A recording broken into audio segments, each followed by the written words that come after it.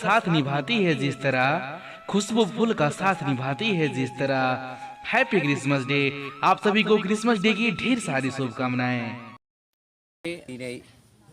बे मीडिया नायगिरि साफ्रोमखौबो आङो हामबाय होनो दिनैनि बे मोनाबिलि समाव बे जिसु ख्रिस्ट' सारि जानाय दिनावहाय दिनै आं बेखौनो बे मिडियानि गेजेरजों फोरमायनो सानदों दि जोंनि सुरिबारि मण्डलियाव दिनै जोङो बे जिसु सारि जानायनि दिनाव गोबां बेबायदिनो जिसु सारि जानायनि थाखाय जोङो रंजादों आरो रंजानायजों लोगोसे दिनै बे 24 तारिख मोनाबिलियाव जोंहा बे मोनसे मेहेरगोनां प्रग्राम जिसु सारि जानायनि थाखाय जों बे प्रग्रामखौ हाबाफारिखौ लानाय जादों।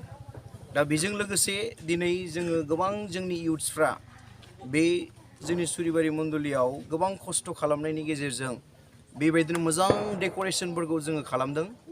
जों बयबो इउनिटि एबा खौसेथियैनो दिनै आं बेखौनो फोरमायनो सानो बे जिसु सारि जानाय दिनाव बयबो जोंनि ख्रिस्ट' सिबियारिफोर जेसेबांनाखि बुहुमाव दङ बे दिनखौ लानानै गोबां रंजादों आरो रंजागोन जोङो 1 तारिखसिम लागै।